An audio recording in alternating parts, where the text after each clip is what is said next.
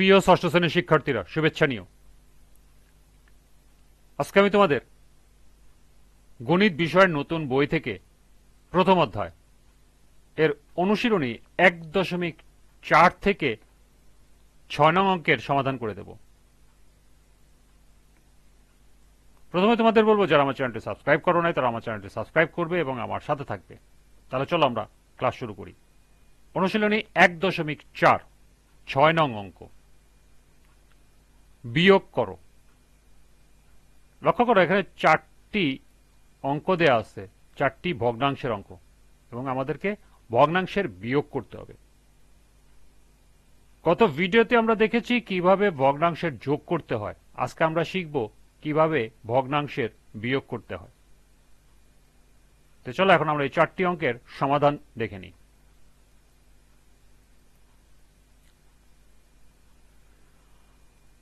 প্রথম অঙ্কটি আছে 3/8 বিয়োগ 1/7।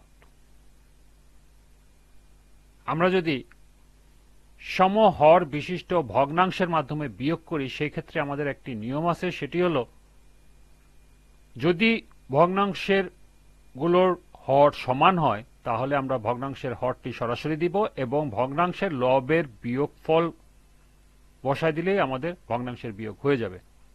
অর্থাৎ ভগ্নাংশের যোগের ক্ষেত্রে যে নিয়ম, ঠিক ভগ্নাংশের বিয়োগের ক্ষেত্রেও একই নিয়ম, শুধু সিম্বলের ক্ষেত্রে যোগের জায়গায় এখানে বিয়োগ হবে। এটাই হলো পার্থক্য। তো চলো এখন আমরা অঙ্ক একটি দেখি, তাহলে তোমাদের ধারণাটা আরো স্পষ্ট হয়ে যাবে। তার আমাদের 7 এবং 8 যদি আমরা লসাগু বের করি প্রথমে হরগুলোর, তাহলে হবে 56। তাহলে এখানে সমহর বিশিষ্ট করতে হলে প্রথম ভগ্নাংশটি হলো 3/8। তাহলে 8কে যদি আমরা 56 দিয়ে ভাগ দিই তাহলে আসবে 7। এই 7কে আমরা লব এবং হরের সাথে যদি গুণ করি তাহলে 3 গুণন 7 21, 8 গুণন 7 56। আবার দ্বিতীয় ভগ্নাংশ 1/7। এখানে 7কে যদি 56 দিয়ে ভাগ করি তাহলে আমাদের ভাগফল আসবে 8। এই 8কে আমরা লব এবং হরের সাথে যদি গুণ করি তাহলে 1 গুণন 8 সমান সমান 8, 7 গুণন 8 গুণন সমান সমান 56। তাহলে আমাদের ভগ্নাংশ ছিল, বিয়োগ ছিল 3/8 বিয়োগ 1/7। আমাদের তাহলে আসলো হলো 21/56 বিয়োগ 8/56। তাহলে আমাদের নিয়ম আমরা বলেছি কি, যে সমহর বিশিষ্ট ভগ্নাংশের ক্ষেত্রে এখানে দুইটিরই কিন্তু হর সমান, অর্থাৎ এটি সমহর বিশিষ্ট ভগ্নাংশ।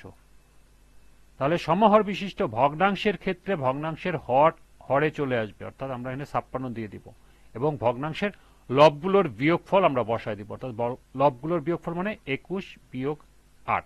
এখানে 21 বিয়োগ 8, অর্থাৎ বিয়োগের ক্ষেত্রে অবশ্যই বড়টা আগে দিতে হবে, পরে বিয়োগ চিহ্ন, এরপরে 8। তাহলে আমাদের ভগ্নাংশের বিয়োগ হয়ে যাবে। তাহলে আমরা যদি এটা ক্যালকুলেশন করে বসাই দিই তাহলে 56, 21 থেকে 8 বিয়োগ করলে আসে 13। এটি হলো নির্ণেয় বিয়োগফল। দ্বিতীয় অঙ্কটি দেখো, 8 সমস্ত 4/15 বিয়োগ 7 সমস্ত 1/45। এখানে যেহেতু দুইটি আগে পূর্ণ সংখ্যা আছে, তাহলে আমরা পূর্ণ সংখ্যার বিয়োগটা আগে করব। অর্থাৎ এর আগে আমরা যোগের ক্ষেত্রে দেখেছিলাম পূর্ণ সংখ্যার যোগগুলো আগে করি এবং ভগ্নাংশের যোগগুলো পরে করি। এখানেও ঠিক তেমনটি করব, পূর্ণ সংখ্যার বিয়োগগুলো আগে করব এবং আলাদা করব এবং ভগ্নাংশের বিয়োগগুলো আলাদা করব। তাহলে আমাদেরকে বিয়োগ করতে সুবিধা হবে। যেমন দেখো, এই অঙ্কে পূর্ণ সংখ্যা আছে 8 আর পরের ভগ্নাংশে 7। যেহেতু আগে মাইনাস সিম্বল আছে তাহলে 8 বিয়োগ 7। কিন্তু 8-এর সাথে কিন্তু 4/15 এটা কিন্তু যোগের সম্পর্ক, 7-এর সাথে এটা কিন্তু যোগের সম্পর্ক, আমরা কিন্তু সরাসরি যোগ হিসাবে ধরে নিতে পারি। তাহলে আমরা মাঝখানে দিব যোগ, মানে পূর্ণ সংখ্যা। এই কথাটার অর্থ দাঁড়াচ্ছে কি, পূর্ণ সংখ্যা যোগ ভগ্নাংশ।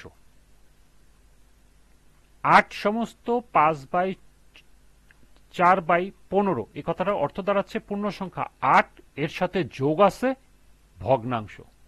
সেই জন্য আমরা কি করব, পূর্ণ সংখ্যা যোগ ভগ্নাংশ। তা আমাদের পূর্ণ সংখ্যা দুটির কি বিয়োগ আছে, এজন্য আমরা ভিতরে বিয়োগ দিব 8 বিয়োগ 7। আর ভগ্নাংশ দুটির ক্ষেত্রেও আছে মাঝখানে বিয়োগ, অর্থাৎ ভগ্নাংশ দুটিও দিব 4 সমস্ত 15 বিয়োগ 13/45। এখন আমরা যদি 8 থেকে 7 বিয়োগ করি তাহলে আমাদের আসবে 1, আর এটা যদি আমরা সরাসরি বিয়োগ করি তাহলে আসবে 45।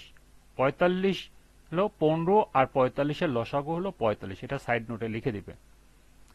এখন 45কে যদি আমরা 15 দিয়ে ভাগ করি তাহলে আসবে 3, এবং 3কে যদি 4 দিয়ে গুণ করি তাহলে 3 গুণন 4 অর্থাৎ 12।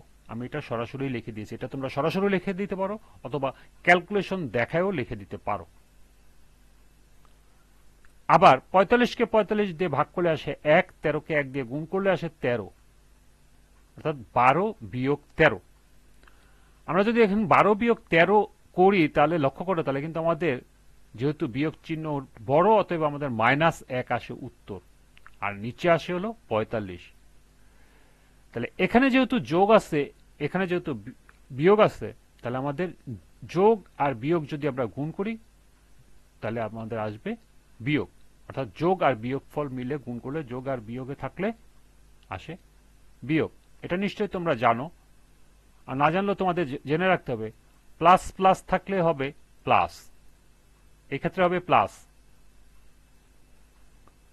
আর প্লাস মাইনাস ক্ষেত্রে, অর্থাৎ একটা প্লাস একটা মাইনাস যদি থাকে তাহলে সেই ক্ষেত্রে হবে মাইনাস। আবার মাইনাস মাইনাস যদি গুণ করা হয় তাহলে সেটা হয়ে যাবে প্লাস।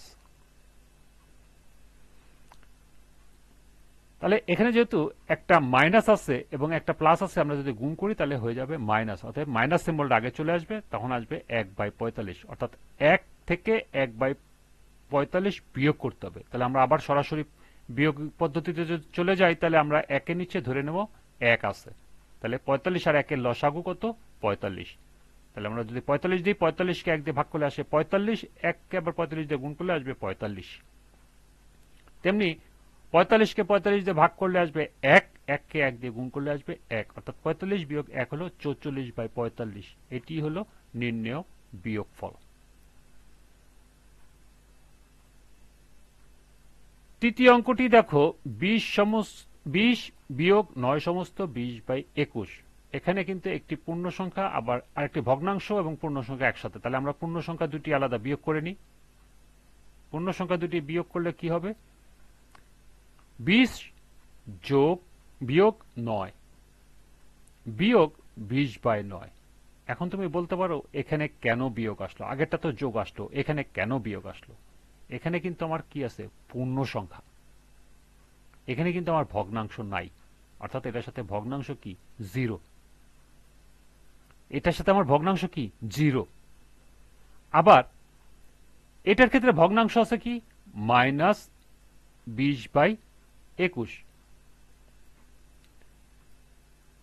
লক্ষ্য করো, প্রথমটার ক্ষেত্রে আমার ভগ্নাংশ আছে 0 এবং দ্বিতীয়টার ক্ষেত্রে আছে বিয়োগ 20/21। তার আমরা 0 থেকে যদি 20/21 বিয়োগ দিই তাহলে আসছে কি?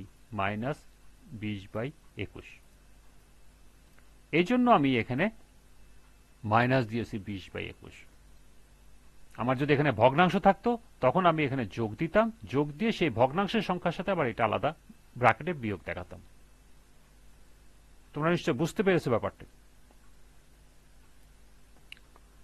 তাহলে এখন যদি আমি 20 থেকে 9 বিয়োগ দিই তাহলে আসে 11, এবং এখানে আছে -20 সমস্ত 21।